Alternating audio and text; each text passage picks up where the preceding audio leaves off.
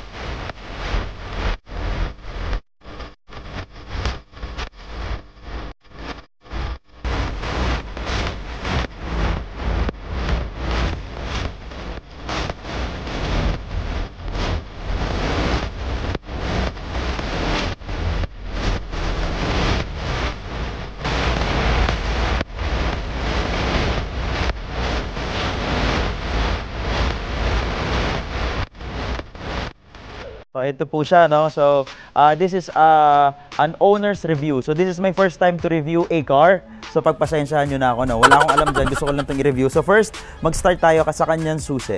So, yung susi niya, ito yung unlock button. Ito yung sa compartment. Ito naman yung lock button. And keyless entry na din siya. Alright? And as you can see, sa all-new BRZ 2022, meron na siyang kakaibang, ano bang tawag dito? Basta yung ilaw niya, iba. Okay, hindi ko alam yan. Pagpasensyahan nyo na. And, of course, meron tayo ditong aerodynamic daw yan. Lumalagpas dito, tapos nagkukos siya ng air para mag-flow daw yung sasakyan. So, dahil dyan, dahil first time ko to, meron akong kodigo actually for the vlog. Alright? So, it has a 2.4 liter cylinder 4-stroke DOH 16 valve petrol boxer engine. It has a maximum power of 237 PS and 7,000 RPM. Ang maximum torque niya is 250 Nm. Di ko alam kung ano yun. And 3,700 RPM. Newton meter daw, o sabi, di ba? It has a 6-speed automatic transmission. Guys, ito yung kinuha ko is automatic kasi walang available na manual. Pero mas maganda nga daw yung automatic kasi 90% ng buyers nito sa Philippines automatic yung kinukuha kasi mas madaling i-drive, di ba? Tsaka feel mo pa rin yung power. It has 18-inch dark gray metallic aluminum alloy. So mas malaki yung rims nito compared sa manual version. So this is considered to be top of the line. So sa variant ng BRZ, ito yung top of the line.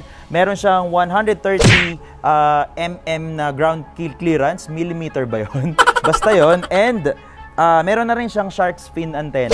So makikita nyo dyan. Meron na rin siyang defogger and may ducktail na rin siya. So hindi mo na kailangan pa set upan, automatic na meron na, o di ba? And may tail lights din siya na maganda, di ba? Compared sa before. So pag binuksan mo siya, guys, may magkakasya pa naman sa compartment. Tingnan nyo, oh. Ayan, punong-puno siya ng gamit ko ngayon. If makikita po natin dito. Right, o di ba? Oh, kasya pa. Actually meron niyang ano meron niyang spare tire, guys. Ito, oh, yan. May spare tire yan, oh, di ba? Pero nagkasya naman kasi nasa shoot kami ngayon. So, kasya naman kung gugustuhin mo. Pagpasok natin sa loob, silipin natin yung loob, di ba? So, pagpasok natin sa loob, pagbukas mo dito, may light siya actually dito sa baba. So, hindi lang makita kasi umaga ngayon, pero may light yan dyan. Tapos, pagpasok mo, naka-leather na yung seats niya. Standard na yan. Tapos, ayan, iba na rin yung ano niya. All digital yan pag binuksan mo. Mamaya pakita ko sa inyo yung kung ano itsura niya kapag binubuksan siya.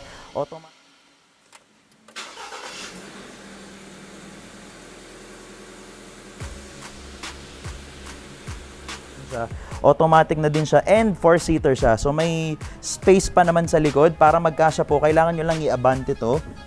Ayan. So pag inabante mo yan, may space na sa likod. Diba? Ganon siya. And pakita ko sa inyo mamaya kung gaano kabilis i-drive. So, ano to, review to ng isang owner. So, wala akong masyadong alam sa pagre-review ng car.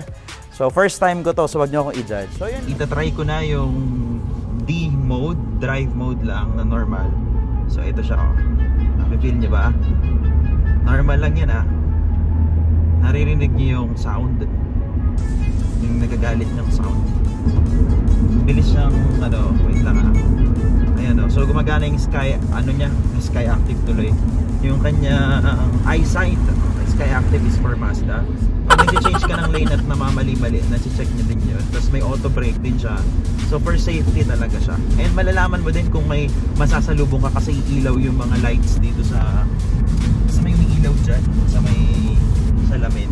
Okay, so ayun, eto, wait lang, titignan ko. Yan, bilisan natin. Tsaka ano, kapit na, ayan siya, lane departure. So wala ako sa lane. Kapit na kapit siya sa lupa, guys. As in para kang nakadapa. Ayan, so ayan guys, i-sport mode ko na. Ayan, narinig nyo nag-iba yung tunog. Kasi ito na. Ayan, wow! Na-feel nyo ba yun? Hindi ko mabilisan ng todo kasi baka ma-overspeeding tayo dito sa Calax. 100 lang daw. At hindi rin bumababa yung ano niya, rev niya. As in, very powerful, oh. Sige, ibabalik ko ulit sa normal mode. Kasi traffic na, guys. Ayan, traffic na, as you can see. Ayan, nandito kami with my pastor, oh. Hinahataw niya, yun ang speed. Ayan. This is a nice car, Neil. Ano? Enjoy ka ba, Pas? Enjoy.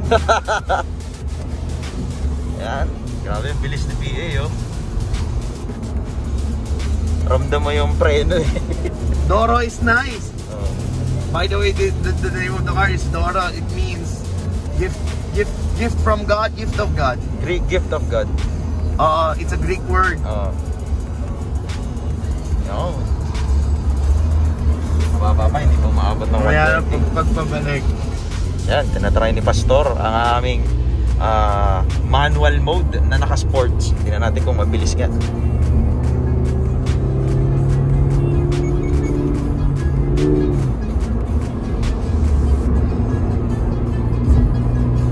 Yeah, 100 plus na po tayo.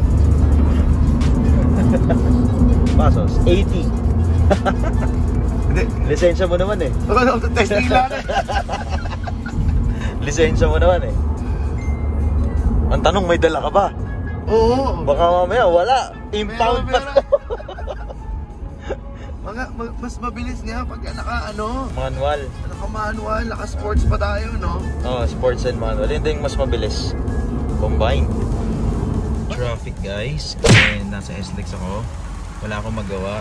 Tinry ko yung adaptive cruise control na Subaru BRZ. Na-amaze lang ako. Grabe. Hindi ako nakaapak, guys, sa gas. As in, pakita ko sa inyo. As in, ito naman yung pa ako. Yan, o. Pa ako nakalutang. Ayan, o. Kita nyo. Pero umaandar tayo. Galing.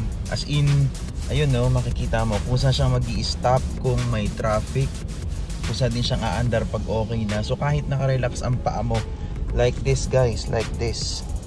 Ayan, o, yung paa ko, ayan, o, yan. Pero umaandar siya, nag-i-stop sa andar.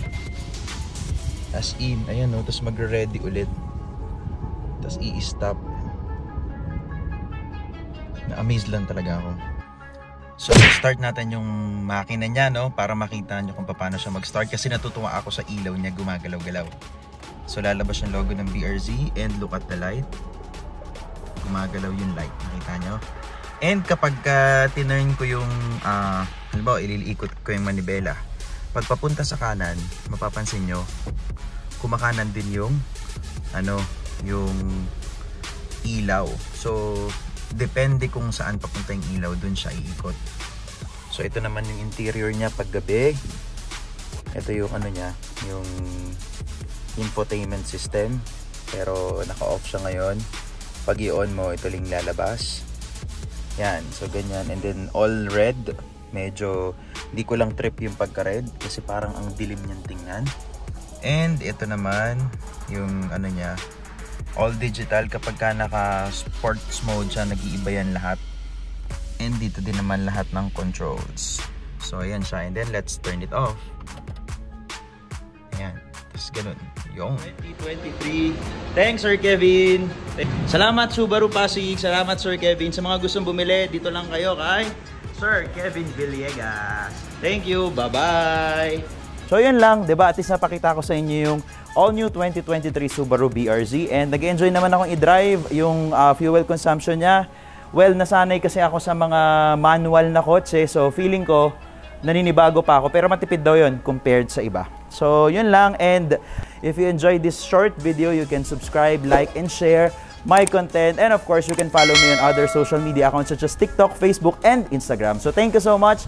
This is your Negosyanteng Singet once again. And thank you for watching. Bye-bye!